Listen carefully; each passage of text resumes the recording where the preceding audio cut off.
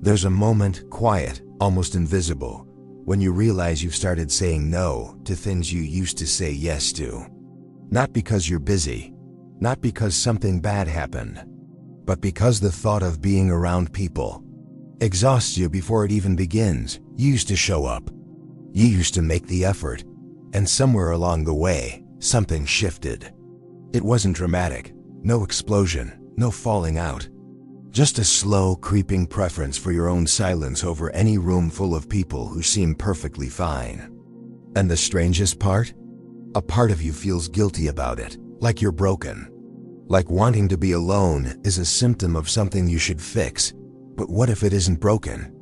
What if this pulling away is trying to tell you something that the noise of people has been drowning out for years? Carl Rogers spent his life studying what happens when a person loses contact with who they actually are. And what he found wasn't complicated. It was devastating in its simplicity. When the version of yourself you show the world drifts too far from the version you actually feel on the inside, something in you starts to fracture. He called it incongruence, but forget the term. What it means in lived experience is this: you're performing a self that doesn't quite fit. And the performance is costing you more than you know. Think about how long you've been adjusting. Not lying, exactly, just softening your edges. Amplifying the parts of you that people seem to respond to. Quietly setting aside the parts that made rooms uncomfortable. You've been so good at it that most people don't even know you're doing it. Maybe you don't always know either. But your body knows, your nervous system knows. And that's why being around people, even people you love, sometimes leaves you more depleted than restored. It's not that you hate them. It's that somewhere along the way, being around people became synonymous with being someone other than yourself. And being someone else, over and over, is quietly exhausting in ways that sleep doesn't fix. If any of this feels true to you, stay with it. Don't scroll past this feeling. Something in this conversation is meant for you. Rogers believed that every human being is born with what he called the organismic self, a deep internal sense of who you are, what you feel, what you need, what feels true. It's not philosophical, it's biological.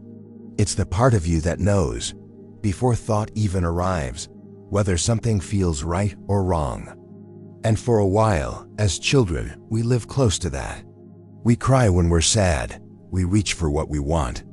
We recoil from what hurts. We exist for a brief window of time in relatively honest contact with our own experience. And then the conditions arrive. Rogers called them conditions of worth. The unspoken terms under which love and approval are extended. Be this way, and you are accepted. Be that way, and you are not. They're rarely stated outright. They don't need to be. A flinch, a silence, a withdrawal of warmth. The body reads all of it. And so the learning begins.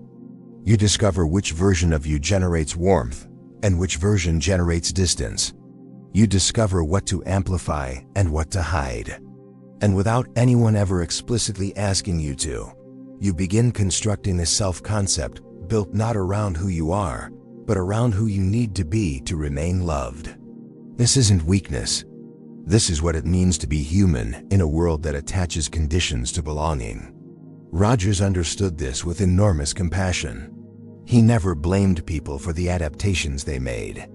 He only noted, carefully, what those adaptations cost over time. And the cost is this: the further the constructed self drifts from the organismic self, the more inner tension accumulates. The more you feel beneath the surface that something is off. That the life you're living, the relationships you're maintaining, the version of yourself you're presenting, none of it quite matches the thing you feel quietly inside. If this is landing somewhere real for you, consider subscribing to this channel. There's more of this here, not advice, not answers, just the kind of thinking that makes you feel less alone in the things you've never quite said out loud. That tension, Rogers called it incongruence, is not abstract. It shows up in the body as anxiety, as restlessness, as a vague but persistent sense that something important is being neglected, though you couldn't say exactly what. And it shows up eventually as exhaustion around people. Because people, especially familiar ones, are the stage on which the performance happens. They're the ones for whom the constructed self was built. And every interaction with them requires you to maintain the construction, to keep being the version of yourself they've come to expect. That maintenance takes energy, real energy, the kind that depletes something deep. And so some part of you starts to ration it, starts to weigh whether the interaction is worth the cost, starts to prefer the quiet where the performance isn't required, where you can, however briefly, just exist without managing how you're being perceived. That preference for solitude isn't antisocial. In Rogers' framework, it's almost a healthy signal. It's the organismic self reasserting its need for authenticity. It's the part of you that knows you've been living at a distance from yourself, reaching for a little more closeness. Think about the specific kind of tiredness you feel after certain social situations. Not physical tired, something deeper. A hollowness, almost. Like you spent several hours being someone, and now you have to find your way back to yourself, and the return trip is longer than it used to be. That distance, between who you performed and who you actually are, is what drains you. Not the people, not the conversation, the gap. And the wider that gap becomes over years and decades, the more exhausting any social interaction feels. Because every interaction requires you to travel that distance. Back and forth and back. Until some part of you decides the journey isn't worth it anymore. What makes this particularly difficult is that the exhaustion doesn't announce itself clearly. It doesn't arrive with a label or an explanation. It just quietly accumulates in the form of canceled plans, in the relief you feel when something falls through, in the growing preference for your own company over almost any alternative. And because no one around you can see the internal cost, they interpret the withdrawal as rejection, as coldness, as something being wrong with you. And that interpretation creates its own pressure, the pressure to perform warmth and enthusiasm you don't feel, on top of the performance you're already maintaining. Rogers observed something important about this cycle. He noticed that the more a person suppresses their organismic experience, the more they deny what they actually feel in order to maintain the constructed self, the more distorted their self-perception becomes. Not in a dramatic way. In a quiet, creeping way, you start to lose trust in your own reactions. You feel something and immediately edit it. You stop knowing with any real confidence what you actually want, because the habit of overriding your wants has become so automatic that the original signal barely registers anymore. This is one of the quieter tragedies of incongruence. Not just that you feel exhausted, but that you start to feel lost, uncertain about your own interior, unsure whether the feelings you do allow yourself to have are real, or just the feelings that are safe to have. And that uncertainty makes genuine connection even harder, because connection requires some degree of self-knowledge. It requires knowing what you actually think, what you actually feel, what you actually need, and being willing to bring that into the room. If these ideas are speaking to something in you, this channel exists for exactly these conversations. Subscribe if you want to keep thinking about the interior life, the parts of being human that don't get discussed openly enough. And here's where the conditions of worth reveal their deepest impact, not in childhood, where they formed, but in adult relationships, where they silently continue to operate. The conditions you internalized as a child don't stay in the past. They travel with you. They become the invisible criteria by which you evaluate every new relationship, every new environment, every new person you meet. You enter rooms already calculating, already assessing, consciously or not, which version of yourself this particular context requires. What is safe to reveal here? What must stay hidden? And the calculation happens so fast, so automatically, that it doesn't feel like calculation anymore. It just feels like being you. But it isn't you. It's the finely tuned social instrument you built to navigate a world that once made belonging feel conditional. Rogers believed that the path back begins not with dramatic change, but with a quality of attention. A willingness to slow down enough to notice the difference between what you actually feel and what you've learned to feel. Between what you genuinely want and what you've decided you're allowed to want. It begins with small moments of honest self-perception. Noticing, without immediately correcting, what your organismic self is actually communicating. The discomfort that rises in a particular conversation. The relief that comes with a particular kind of solitude. The aliveness that surfaces in moments when you're not performing. Those moments are data. They are the organismic self sending signals through the noise of the constructed one. And the practice is simply learning to receive those signals without immediately dismissing them. I want to pause here and ask you something directly. Drop a comment below and tell me if this feels familiar. Tell me what this looks like in your specific life. These conversations matter, and what you share genuinely shapes what gets created here. And if this video is giving you something real, a like helps more people find it. But there's something important we need to look at carefully. Because Rogers never suggested that withdrawal was the answer. Sometimes the pulling away is the beginning of something necessary. A turning inward that creates the space to finally hear yourself again. To reconnect with the organismic self that's been drowned out by years of performing to meet external expectations. But sometimes the withdrawal becomes its own kind of avoidance. A way of protecting the constructed self from the very encounters that might crack it open. A way of staying safe inside a smaller, more controlled life rather than risking the exposure that real connection requires. Rogers was clear about this. The goal was never isolation. The goal was congruence, a closing of the gap between the self you feel on the inside and the self you express in the world. And that closing ultimately leads back toward people. Just a different quality of encounter with them. One where you're actually present. Where the version of you in the room is genuinely you. Where connection doesn't require you to disappear into a performance. That kind of connection is rare. And it requires something most people find genuinely frightening. Showing up without the constructed self acting as a buffer. Saying the true thing instead of the safe thing. Allowing yourself to be seen in your actual shape, rather than a shape carefully optimized for acceptance. Most people avoid this their entire lives.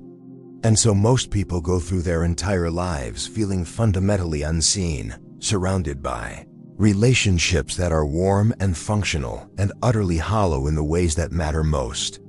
It feels empty because the encounters never go deep enough to touch anything real. Because both people in the room are performing. Because the connection is happening between two constructed selves, and the actual people underneath never make contact. Rogers believed that what every human being most deeply needs is to be received as they actually are. Not the optimized version. Not the version that's learned to navigate rooms smoothly. The real one. With its contradictions and its uncertainties and its unresolved questions. He called this unconditional positive regard. And most of us have experienced so little of it that we've stopped believing it's possible.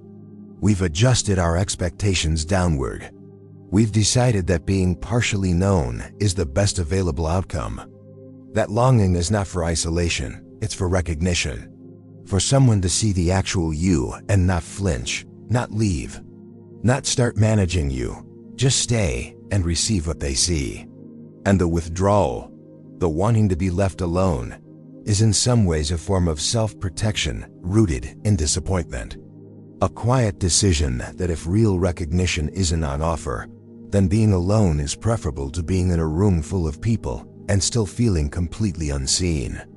Rogers understood this. He spent his entire career creating the conditions in which people could slowly, carefully, begin to trust that being real was safe. Because that's the wound underneath all of this. Not that people are bad. Not that connection is impossible. But that somewhere early on, the experience of being fully yourself produced responses that taught you it wasn't safe. And so you fixed yourself instead. What Rogers understood about healing is that it doesn't happen through insight alone. What actually creates movement is experience. Specifically, The experience of being received differently than you were before.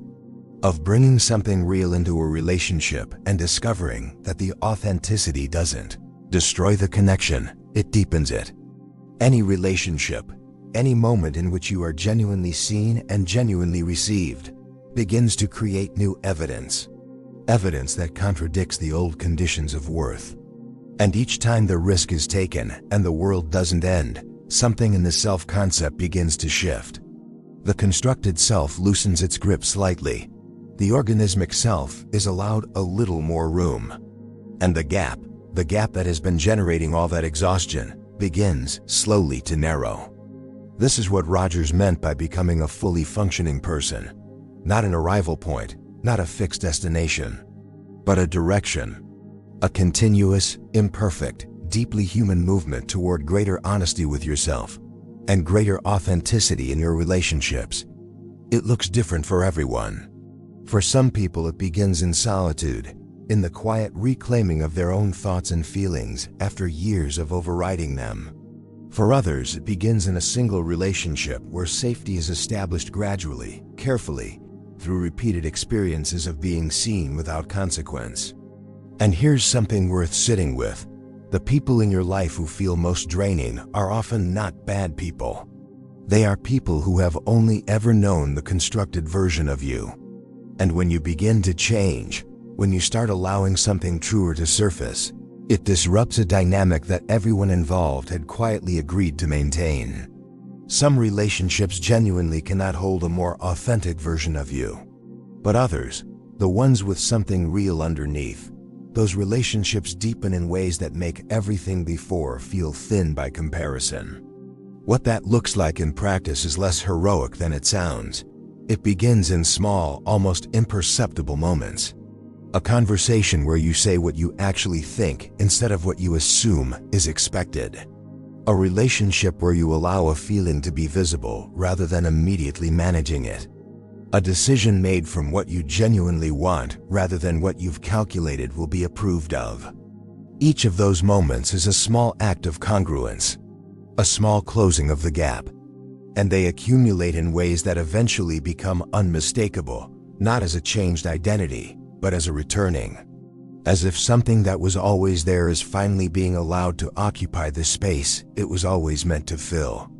And maybe right now, the movement is inward. Maybe the solitude you're craving isn't a retreat from life, but a return to yourself.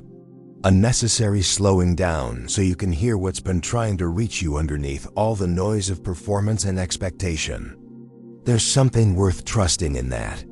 Not every silence is emptiness. Some silences are the sound of a person finally beginning to listen to themselves.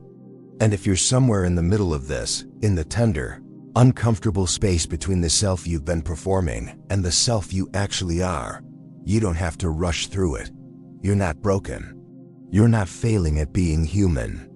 You're not too sensitive or too complicated or too much. You might just be in the process of closing the gap, of becoming, slowly and imperfectly, more honestly yourself than you've ever been allowed to be. And that, as quiet and unglamorous as it feels from the inside, might be the most important thing happening in your life right now. This channel exists for exactly this space, the interior life, the psychology of being human without the clinical distance, the questions that don't resolve neatly but are worth living inside of. If that's the kind of thinking you want more of, subscribe. There's more of this waiting for you here. And for now, sit with the quiet. Let it mean something. You don't always have to explain it to anyone.